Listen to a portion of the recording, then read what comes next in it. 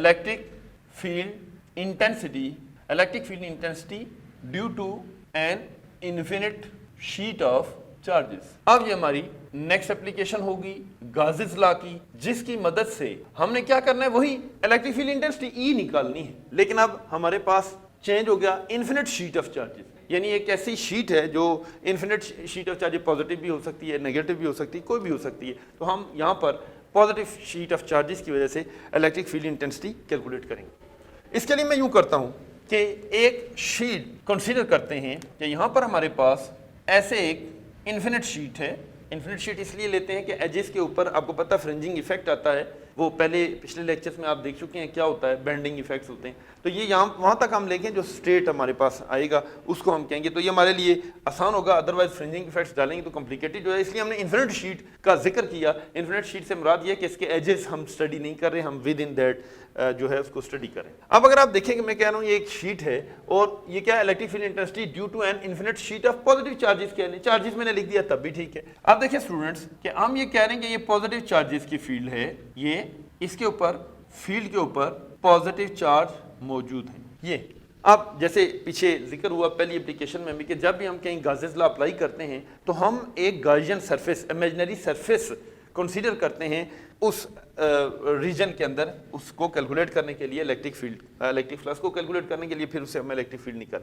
इसके लिए हम क्या करेंगे, इसे हम Gaussian surface in the form of cylinder हम इसमें यूज़ करेंगे, वो हम स्टडी करेंगे। देखिए मैं यूँ कहता हूँ कि एक सिलेंडर है, जो मैं कोशिश करता हूँ कि इसको ज़रा, और यहाँ पर ये देखें मैंने क्या किया, एक सिलेंडर है जो कि मैंने इसके अंदर से पास कर दिया, और ये सिलेंडर क्या है, इसको हम कहेंगे ये गाउसियन सरफेस है। This cylinder is in the form of Gaussian surface, जो पहले हम देख चुके हैं कि Gaussian surface basically Gauss law के एप्लीकेशन के लिए हम इस्तेमाल करते हैं। ये हमारे पास मौजूद है और हमें ये पता है कि ये जो फील्ड है ये पॉजिटिव है, ये इलेक्ट्रिक फील्ड लाइंस इस डायरेक्शन में भी निकालती है, ज़रा इसकी दोनों साइड्स हैं, ये इधर से मैं इलेक्ट्रिक फील्ड दिखा रहा हूँ और ये इसे इस साइड पे भी इलेक्ट्रिक फील्ड जो है इससे इमिट आउट हो रही है। ये क्या है, ये जो ब्लू कलर में मैंने दिखाया ये इलेक्ट्रिक फील्ड लाइंस हैं जो कि इस पॉजिटिव शीट से इमिट आउट हो रही है। अब हमने इलेक्ट्रिक फ्लक्स निकालना है थ्रू दैट क्लोज सिलेंडर, हमने इस गाउसियन सरफेस के ऊपर निकालना है। अगर इसको देखें, इस सिलेंडर को देखें, तो ये अगर इसको थोड़ा मजीद इसको मैं यहाँ पे साइड पे आपको बना दूं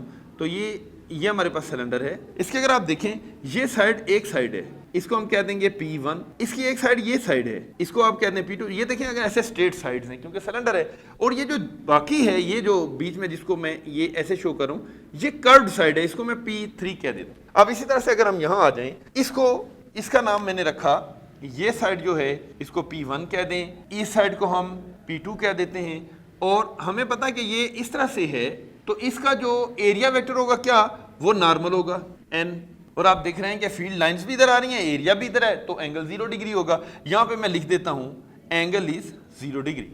अब मैं क्या करता हूँ, पहले हम इलेक्ट्रिक फ्लक्स निकालते हैं। इन सारी साइड से 3 साइड्स है हमारे पास, एक P1 है और यहाँ पर मैं एक लिख देता हूँ ये P3 है। वहाँ मैंने आपको बता दिया P1, P2, P3 साइड कौन सी है। P1 यहाँ क्योंकि ज़्यादा कॉम्प्लिकेटेड हो गया इसलिए मैंने सेपरेट करके आपको दिखा दिया।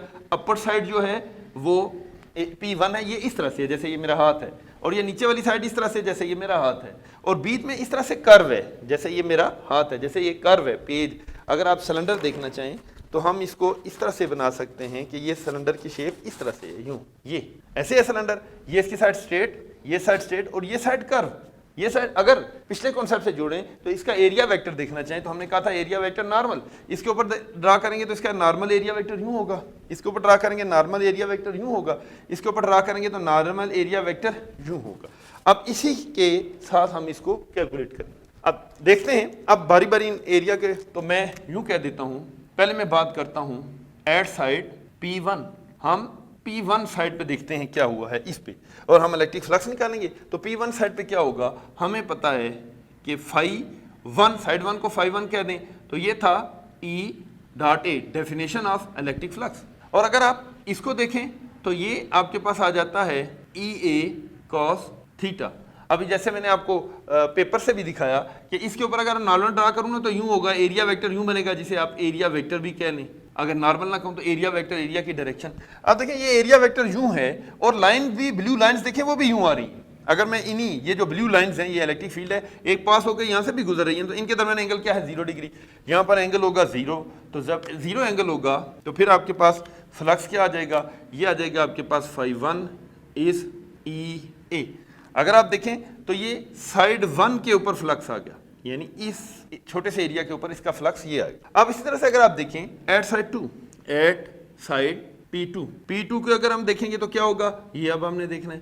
P2 के ऊपर हम देखेंगे तो कैसे बनेगा, वो आ जाएगा φ2 is equal to E dot A। Now the second side पे भी EA cos थीटा, और इसका भी एंगल 0 डिग्री, ये भी थीटा 0 डिग्री। कैसे, वो हम दोबारा फिगर पे जाते हैं तो हमारे पास आ जाएगा φ3 इज इक्वल टू, ये 0 तब दोबारा होगा तो ये भी आपके पास EA आ जाएगा, जो कि सॉरी ये φ2 है, ये आ जाएगा। इसको हम कह देंगे ये φ2 है। लेकिन ये कैसे हुआ, जिस तरह से वो नॉर्मल है इसी तरह से ये था, और ये इसको आप एरिया वेक्टर कह दें, ये जो है यानी इस साइड पे अगर आप देखें तो इस पे भी मैं अगर फिगर ड्रा करूं तो ये इसका नॉर्मल, जिसे नॉर्मल मैं कह दूं या एरिया वेक्टर कह दूं, और ब्लू लाइन ड्रा करता हूं तो ब्लू लाइन यूं जा रही है क्योंकि ये लाइनें ऐसे जा रही हैं, और इनका एंगल क्या होगा 0 डिग्री अगेन, इसलिए मैंने यहाँ पर भी इस एंगल को 0 डाया, cos 0 1, और ये दोबारा EA आ गया।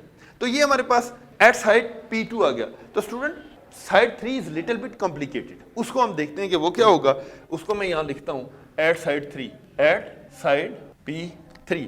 तो P3 साइड को हम देखना चाहते हैं, ये कैसे है ये देखेंगे। मैं इसलिए इसको साफ नहीं कर रहा, अभी रेज नहीं किया, ताकि उसको हम अंडरस्टैंड कर लें। तो रिलेशन तो वही है हमारे पास, उसमें तो कोई चेंज नहीं है। वो हमें पता है कि वो क्या है कि तीसरी साइड के ऊपर हम फ्लक्स देखना चाहते हैं, वो वही है E डॉट A, उसका वही एरिया। इसको आप कह सकते हैं EA cos थीटा, इसे कह सकते हैं EA cos थीटा। और यहां पर एंगल क्या होगा, ये जरा हमने समझना है। एंगल होगा 90 डिग्री, और cos 90 क्या होता है 0 होता है, इसलिए आपके पास यूं आ जाएगा कि flux on the third side will be 0। अब कुछ स्टूडेंट्स जो हैं वो सोच रहे हैं कि ये 90 डिग्री कैसे बना दिया है, वो भी आपको बता रहा हूं। देखिए मैंने क्या कहा था कि ये साइड P3 है, जो बेसिकली आप यूं कह लेंगे ये सारी साइड ही है जो पास हो रही है, कर्व साइड है। कर्व साइड के ऊपर अगर मैं नॉर्मल ड्रा करूं, इस फिगर में देखते हैं, इसके ऊपर मैं यूं करता हूं। अब बाकी साइड्स आपको समझ आ गई। इस P3 को मैं थोड़ा सा, ताकि इसमें ये लाइंस कम हो जाए, आपको समझने में आसानी हो, इसके ऊपर हम करें तो क्या होगा। मैं यहाँ पर रेड पेन यूज करता हूँ। इसके ऊपर नॉर्मल अगर ड्रा करें तो वो यूं होगा, कहीं पे भी ड्रा कर दें, किसी जगह पर भी ड्रा करें। जैसे मैं दोबारा से पेज के ऊपर आता हूँ, दोबारा से हम अपना सिलेंडर बनाते हैं। ये सिलेंडर है, इस साइड पे तो फिक्स था ये। अब इस पे देखें, यहाँ ड्रा करें, यहाँ करें, देखें मैंने ये किया, यहाँ भी, यहाँ भी, यहाँ भी, जहाँ पे भी आप करेंगे ये ऐसे आएगा। और क्योंकि ये आपने ऐसे रखा हुआ है, अगर ये यूं है, यूं कर देते हैं, ये प्लेट है, इसके अंदर आपने यूं रखा है, इसका नॉर्मल है, तो ये ब्लू लाइन इस नॉर्मल के साथ क्या हो रही है, क्या एंगल बन रहा है जी, बिल्कुल 90 डिग्री बन रहा है। जैसा कि यहाँ पे आप देखें, ये मैं इसको थोड़ा सा हट के बना रहा हूँ ताकि लाइन से हट जाए, आपको क्लियर विजिबल हो। और इसका जो एंगल बन रहा है वो थीटा 90 डिग्री बन रहा है। और अगर एंगल 90 डिग्री हो तो no line is passing through the area. इसका मतलब है सिलेंडर की जो कर्व्ड बॉडी है उससे लाइनें पास नहीं हो रही, सिर्फ एजेस बॉडीज के ऊपर हो रही हैं, इसलिए आपके पास ये आ गया। अब अगर मैं यहाँ पर टोटल फ्लक्स लिखना चाहूँ, यानी total electric flux, total electric flux को अगर आप देखना चाहें तो वो क्या होगा, वो आपके सामने है, वो हम यूं निकालेंगे। टोटल इलेक्ट्रिक फ्लक्स होगा φE साइड 1 के P1 के ऊपर, एरिया के ऊपर, P2 के ऊपर और P3 के ऊपर।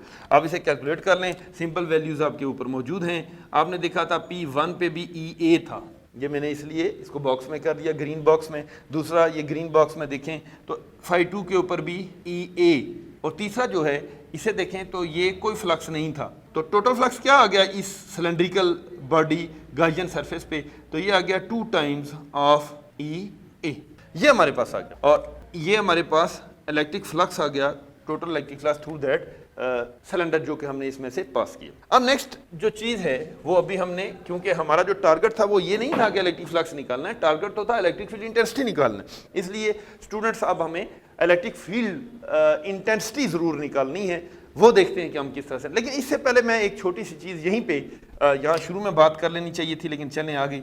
देखिए मैंने कह दिया ये शीट जो है, यहाँ इस वर्ड को मैं सर्कल कर दूँ, इन्फिनिट शीट है, और इन्फिनिट क्यों है, रीजन बता दी मैंने, कहा कि फ्रिंजिंग इफेक्ट आएगा, एजेस नहीं कंसीडर करते। आप कहेंगे सर अगर ये शीट इन्फिनिट है तो आप इसके ऊपर चार्ज कैसे निकालेंगे, इतनी बड़ी शीट है चार्ज भी इन्फिनिट होगा। तो इसके लिए हम ये करते हैं कि हम एक कॉन्सेप्ट लेते हैं जिसको सरफेस चार्ज डेंसिटी कहते हैं। क्या कहते हैं, सरफेस चार्ज डेंसिटी। ये सरफेस चार्ज डेंसिटी है, इसको सिग्मा से डिनोट किया जाता है, सिग्मा, सिग्मा इसको ग्रीक लेटर सिग्मा से लिखते हैं। और हमें पता है कि डेंसिटी के जब लर्ट होता है, जैसे आपने डेंसिटी देखा तो मैस पर यूनिट वॉल्यूम, यहाँ क्योंकि सरफेस है इसलिए, और डेंसिटी किसकी है, चार्ज डेंसिटी है। तो इसलिए आप क्या कहेंगे, आप कहेंगे चार्ज पर यूनिट एरिया। एक छोटे से एरिया में एक पर यूनिट एरिया, एक खास स्पेसिफिक एरिया में उसका कितना होगा। अगर चार्ज देखना चाहें तो सिंपल क्या हो जाएगा, आप ये कर देंगे कि charge is equal to charge density into area.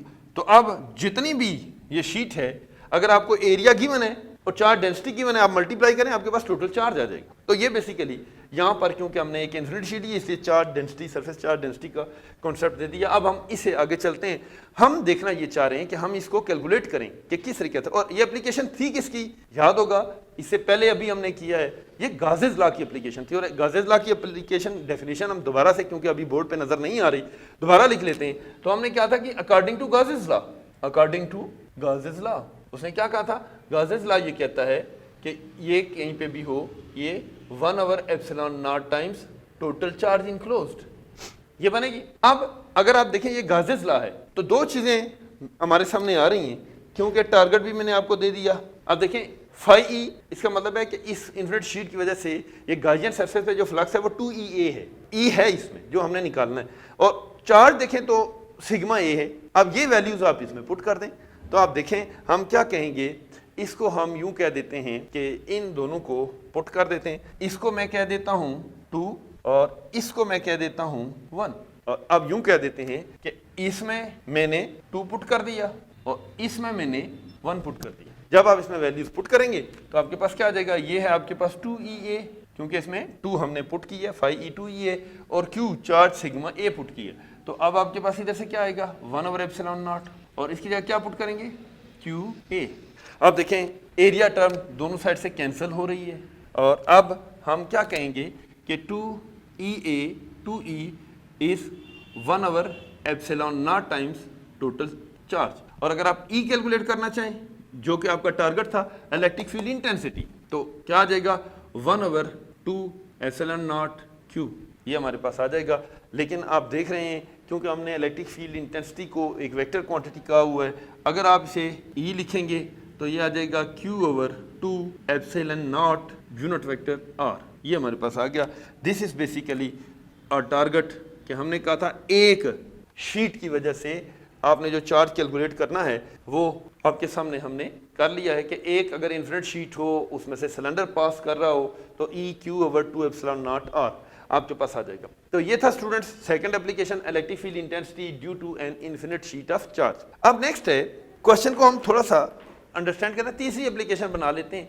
हाँ, मैं एक और इसमें देख लें, यहाँ देखें चार्ज कौन सा लिया था मैंने, पॉजिटिव लिया था। अगर आप पूछ सकते हैं कि अगर ये नेगेटिव चार्ज होगा तो क्या होगा, सिंपल, नेगेटिव चार्ज जहाँ पे भी चार्ज है माइनस साइन आप इंडिकेट कर लें और ये ब्लू लाइंस इनवर्ड हो जाएंगी, एंगल जो है वो 180 डिग्री हो जाएगा। तो ऑटोमेटिकली अगर आप कैलकुलेशन करते जाएंगे तो यहाँ पर -Q/2ε0 आ जाएगा।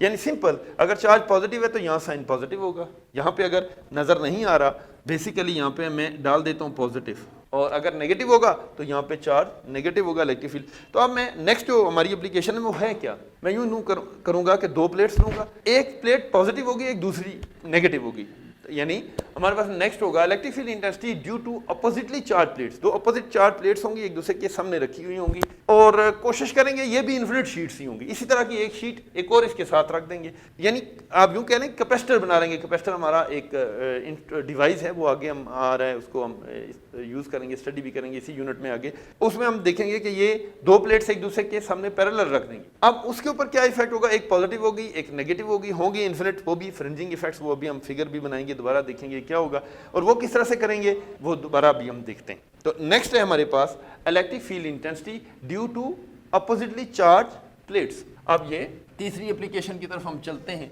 Now we are going for the third application. Next है आपके पास एप्लीकेशन नंबर 3, वो है वही जो हम पहले करते हैं कि कर क्या रहे हैं, हम इलेक्ट्रिक फील्ड्स निकाल रहे हैं। Electric field intensity, electric field intensity due to electric field intensity due to two oppositely charge plates, electric field intensity due to two oppositely charge not plates, parallel plates, आमने सामने रखेंगे parallel plates. तो parallel plates, इसको अगर एक और angle से देखें ना, मैं एक और नाम दे देता हूं, मैं यूं कह सकता हूं बिटवीन चार्ज कैपेसिटर, यूं कह सकते हैं कि between plates of charge capacitor. Capacitor जो है वो अब हमारा नेक्स्ट टॉपिक भी आ रहा है, वहां पे हम इसको देखेंगे कि किस तरीके से हम इसे कैलकुलेट करेंगे। यहां पर हम इलेक्ट्रिक फील्ड इंटेंसिटी कैलकुलेट कर रहे हैं, ये देखते हैं कि ये किस तरह से हमने कैलकुलेट कर। इसके लिए हम क्या करेंगे, पहले तो ये कि हमने दो प्लेट्स अपोजिटली चार्ज एक दूसरे के साथ रखनी। यहाँ पे मैं यूं करता हूँ, मेरे पास यूं कह लें कि दो प्लेट्स हैं, ये हमारे पास है और इसके ऊपर वाली प्लेट पॉजिटिव सरफेस पे चार्ज होता है, इसलिए मैं सरफेस पे कोशिश कर रहा हूँ, नेगेटिव प्लेट ये होगी। अब देखें एक प्लेट जो है वो पॉजिटिव है और एक प्लेट जो है वो नेगेटिव है, और यही हमारी कंडीशन है, electric field intensity due to two oppositely charge parallel plates. अब इसमें हम क्या करेंगे कि यहाँ से फील्ड लाइंस आ रही हैं और यहाँ पे जा रही हैं, इलेक्ट्रिक फील्ड लाइंस यहाँ से यहाँ पॉजिटिव से ये इमिट होती हैं और नेगेटिव पे टर्मिनेट होती हैं, ये हमने। और देखें एजेस के ऊपर मैं एजेस ले ही नहीं रहा, मैंने इसलिए कहा कि मैं इन्फिनिट ही पार्ट हैं दोनों, क्योंकि आपके हम बात करेंगे यूनिफॉर्म इलेक्ट्रिक फील्ड की, और यूनिफॉर्म रहेगी जब तक आप एज के अंदर होंगे। एजेस के ऊपर फ्रिंजिंग इफेक्ट आएगा, एज इफेक्ट जिसे कहेंगे वो हमारे पास आएगा, ये हमारे पास मौजूद है। अब हम इसे देखना चाह रहे हैं कि इसके अंदर आप ई किस तरीके से कैलकुलेट करेंगे। अब हमारे पास टारगेट, फिर मैं टारगेट वही दोबारा मेंशन कर देता हूं कि हमारा टारगेट ये है कि हम इसके अंदर ई को फाइंड आउट करें। अब ये हमारा टारगेट है, आप देखते हैं हम इसे मूव कैसे करेंगे। पिछले वाले में आप देख चुके हैं कि जब भी गाजेस ला कहीं लगाते हैं तो आप एक गाजियन सरफेस कंसीडर करते हैं, यहाँ पे क्या करेंगे, यहाँ पे भी हम एक गाजियन सरफेस कंसीडर करेंगे in the form of box. यहाँ पे क्योंकि मैं 2D बना रहा हूँ तो आपको शायद ऐसे लगे कि जैसे रेक्टेंगल बना दिए, तो असल में वो जो बॉक्स में बना रहा हूँ वो इस तरह का है। आप यहाँ पे जरा यहाँ बना देते हैं, यहाँ पे मैं बना देता हूँ ताकि वो फिर ये इस तरह का बॉक्स है जो मैं इसके अंदर प्लेस करने जा रहा हूँ। ये बॉक्स रेक्टेंगुलर बॉक्स है। अब इसकी ये साइड्स हैं, ये साइड और ये जो पीछे आपको नजर नहीं आ रही ये साइड, ये बॉक्स है। लेकिन क्योंकि मैं यहाँ पे 2D पे लिमिट हूँ तो इसलिए मैं यहाँ पर जो बॉक्स बना रहा हूँ वो मैं रेड पेन से इस तरह से शो कर रहा हूँ, और इन साइड्स को नाम दे देते हैं, इसे कह देते हैं साइड ए, इसे कह देते हैं साइड बी, इसे कह देते हैं साइड सी, इसे कह देते हैं साइड डी। अब ये हमारे पास एक गाजियन सरफेस आ गई, और इसको हम क्या कहते हैं, इस रेड बॉक्स को जो हमने बनाया है यहाँ पर हमने इसे क्या कहा है, ये क्या है, ये गाजियन सरफेस है। ये अब आपके पास गाजियन सरफेस। अब इसको अगर हम कंसीडर करें तो किस तरह से होगा। अब देखें इसकी साइड्स 4 हैं, there are 4 sides, A B side, B C side, C D side, D A से। मैंने कहा था ना 2D। असल में जब मैं आपसे बात करूंगा ना ए बी साइड की, तो इसका मतलब है ये वाला एरिया, ये वाला पूरा एरिया, ये वाला एरिया, ये कंसीडर ये वाला। तो यहाँ पे तो आपको एक स्ट्रेट लाइन नजर आ रही है। तो अब इन सारी साइड पे मैं फ्लक्स पहले जैसे पिछले वाले में किया, तो इसलिए मैं इसे कह देता हूँ, पहला मैं ये कहता हूँ कि at side A B, side 1 भी कह लूँ, ए बी कह देते हैं, कोई इसमें वो नहीं है। इस ए बी साइड पे क्या होगा, ये अब मैं फ्लक्स निकालता हूँ, मैं इसे साइड 1 का 1 कह दूँ ना, तो ये अब आपके पास है ई ए, और आपको पता है ये होता है ई ए कॉस थीटा। अब जरा इसीलिए मैंने ये बॉक्स बनाया था कि हमें पता है कि इसका अगर देखना चाहें एरिया वेक्टर तो इसके ऊपर नॉर्मल आप ऐसे ड्रा करेंगे, ये इसका नॉर्मल वेक्टर होगा या एरिया वेक्टर कह लें। इसका मतलब है ये एरिया वेक्टर, यहाँ पे मैं इसको यहाँ पे ब्लू से शो करता हूँ, ये यूं होगा।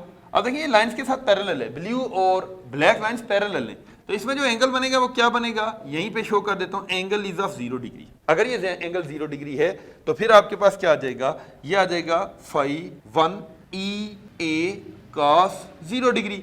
अगर ई ए कॉस 0 डिग्री है तो इसका मतलब है ये ई ए है, और इसको भी मैं यहाँ पर ग्रीन बॉक्स में बंद कर देता हूँ। ये हमारे पास साइड 1 आ गया। अब अगला वाला जो है वो भी हम रेस करते हैं, ये एक टर्म मैं यहाँ पे छोड़ देता हूँ, ये वाली, बाकी मैं रेस कर देता हूँ। और ये क्यों छोड़ दी है ये मैं अभी आपको बताता हूँ, ये इसे सेपरेट ही रखिएगा, इस टॉपिक के साथ मिक्स नहीं होनी, ये सेपरेट है, ये मुझे जरूरत है, आगे मैं आपको इन दोनों का डिफरेंस बताऊंगा। ये एट साइड ए बी। अब इस तरह से आसान सी बात करते हैं, at side B C, dear students, side B C कौन सी है? अब इस फिगर पे देखें, अगर मैं यहाँ पे नाम भी लिख दूं ताकि आपको कंफ्यूजन ना रहे, सी डी। अब इस साइड को अगर आप देखें तो अब जो मैं बात कर रहा हूँ, मैं इस एरिया की बात कर रहा हूँ। यहाँ पेन थोड़ा सा चेंज कर देते हैं, यहाँ पे इस एरिया की बात कर रहा हूँ, इसकी। और इसके ऊपर अगर आप देखें तो मैं नॉर्मल ड्रा करूँ तो नॉर्मल एरिया वेक्टर ये बनेगा, इसको मैं ए से लिख। अब देखिए ज़रा, ये जो साइड है लाइंस नीचे जा रही हैं, एरिया वेक्टर यूं है, और यहाँ पर जैसे ब्लू से वर्क किया था, यहाँ भी ब्लू से वर्क करते हैं, ये इसके ऊपर एरिया वेक्टर जो मैंने यहाँ दिखा दिया। अब एंगल अगर आप देखें ब्लैक लाइंस के साथ तो it will be of 90 degree. इसका मतलब है this angle is of 90 degree, this angle is of 0 degree. अब अगर आप देखें तो फिर वही कि अब हम फ्लक्स 2 देखना चाहें, फ्लक्स 2 हम कैसे देखेंगे? F2 is equal to E dot A. बार बार लिख रहा हूं ताकि याद हो जाए आपको। ये आ जाएगा ई ए कॉस थीटा। एंगल आपने मुझे बताया कि ये 90 डिग्री है, और अगर एंगल 90 डिग्री है तो cos 90 इज 0। तो ये अब आपके पास ये हमारे पास सेकंड आ गया, ग्रीन बॉक्स में बंद कर दिया। अब हम देखते हैं स्टूडेंट्स साइड, और इस पे फिर हम पेन चेंज कर देते हैं। ये वाली साइड अब मैं कंसीडर कर रहा हूं। अगर आप मेरी इस फिगर में देखें तो ये वाली साइड जो है ये विद इन द प्लेट है, और इसी को अगर मैं यहां पे यूं कह दूं कि फील्ड इनसाइड चार्ज बॉडी या चार्ज बॉडी क्या होती है?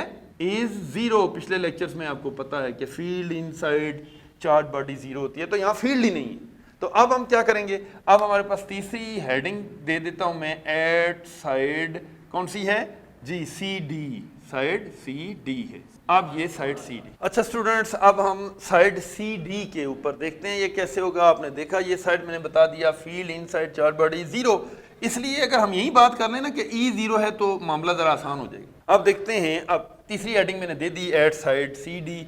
इसमें आप यूं करेंगे कि phi 3 E dot A, relation में पूरा ही लिख देता हूं, और ये आ जाएगा E A cos थीटा।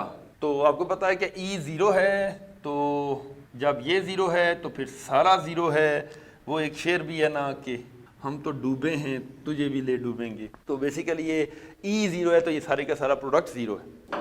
अब हम देखते हैं फोर्थ साइड के ऊपर। अगर फोर्थ साइड को मैं अब एक और पेन यूज़ करते हुए करता हूँ, वो ये साइड बनती है। इसके ऊपर अगर आप नॉर्मल वेक्टर देखें तो ये भी ए है, और एंगल देखें तो इसको भी फील्ड लाइन के साथ 90 डिग्री है। ये अगर इसको मैं यहाँ तो हमने कह दिया था E 0 है, इसको ज़रा लिख देते हैं कि E इज़ 0, और यहाँ पे ये एरिया वेक्टर है।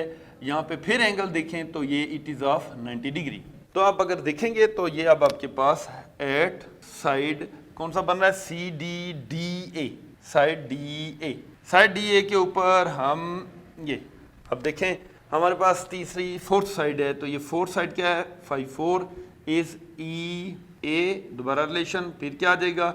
ई ए कॉस थीटा। एंगल अगेन आपने क्या बता दिया? थीटा 90 डिग्री है, और ये 5 देख लें तो ये फिर अगेन ये 0 होगा तो सारे का सारा 0 हो जाएगा। तो ये अब आपके पास, इसको भी ग्रीन बॉक्स में बंद करते हैं। अब आप देखें ज़रा, आपने देखा इस साइड पे फ्लक्स है, यहाँ पे भी फ्लक्स नहीं है, लाइंस जो है सरफेस एरिया के साथ पैरेलल हैं। ये तो फील्ड में ही नहीं है, आउट ऑफ फील्ड है। ये भी सरफेस एरिया के साथ पैरेलल है, और नॉर्मल के साथ 90 डिग्री है। तो इस तरह से इन चारों साइड्स में से हमें सिर्फ एक साइड पे फ्लक्स मिला है, that is the bottom side.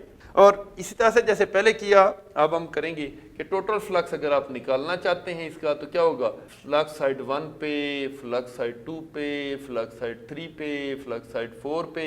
अब आप वैल्यू पुट कर दें तो क्या आ जाएगा? ये आ जाएगा ई ए प्लस 0 प्लस 0 प्लस 0। तो आपके पास फ्लक्स जो है वो ई ए, तो ये फाई ई आपके पास है। ये अब हमारे पास ये जो रिलेशन आया है, ये इलेक्ट्रिक फ्लक्स आ गया on that Gaussian surface due to oppositely charge parallel plates. लेकिन सवाल तो फिर हमारे पास ये है कि हमने तो ई निकालना था, तो फिर लॉ कौन सा है? मैं लिखता हूं, कौन सा लॉ है, किसकी एप्लीकेशन है? According to Gauss's law. Gauss's law क्या कहता है? वो ये कहता है जी कि फाई ई जो होता है ये 1/ε0 times the total charge enclosed होता है ये। और फिर वही चीज़ें, वो अगर आपको याद हो तो पीछे हमने इक्वेशन 2 कही थी, इसको आप इक्वेशन 3 कह दें। तो वहाँ से देखें तो इधर आप इक्वेशन 1 पुट कर दें और यहाँ पर इक्वेशन 2 पुट कर दें। ये इक्वेशन 3 पुट कर दें, ये 3 इधर से और 1 जो मैंने रेस कर दिया वहाँ से देख लेंगे।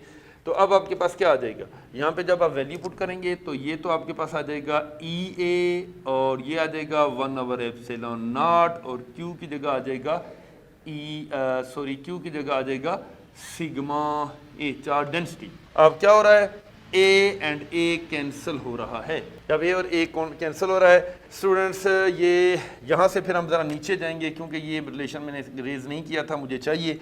अब यहाँ पे हम ले आएंगे तो ये अब आपके पास ये जो रिलेशन आ जाएगा, ये आ जाएगा E इज़ 1/ε0 टाइम्स सिग्मा। ये थोड़ा सा इस रिलेशन में भी यहाँ बच्चों पीछे से रेस कर लेना, ये सिग्मा बन रहा था, ये जो मैं चार्ज लिख दिया गलती से, बाकी मेरे ख्याल में सिग्मा ही है, यहाँ पे सिग्मा करना है, यहाँ पे जैसे आ रहा है सिग्मा ε0 आ गया। और अगर हमें पता है ये वेक्टर फॉर्म है तो वेक्टर फॉर्म में 1/ε0 टाइम सिग्मा और ये r, तो ये हमारे पास, इसको भी मैं कर देता हूँ। ये अब देखें हमने क्या कहा था, E फाइंड करनी है, electric field intensity due to 2 oppositely charge parallel plates, हमने निकाल दी है। ये पैरेलल प्लेट्स की है, ये एक प्लेट की। अगर आप देखें को एक प्लेट की फील्ड जो है वो 1/2 है, जबकि 2 प्लेट्स की 2 है, तो नजर आ रहा है एक फील्ड पे अगर फील्ड हाफ है तो 2 पे डबल होगी, या यूं कह लें कि अगर 2 पे ये है, इसको अगर 2 से मल्टीप्लाई करें ये आएगी। तो बेसिकली ये एक फील्ड प्लेट की फील्ड थी और ये 2 की थी, ट्वाइस हो गई है, इसको अगर 2 से मल्टीप्लाई करें ये आ जाएगा। तो ये था स्टूडेंट्स हमारे पास Gauss's law and its application. Hope so कि आपको समझ आई होगी। इंशाल्लाह मिलते हैं नेक्स्ट टॉपिक के साथ। शुक्रिया।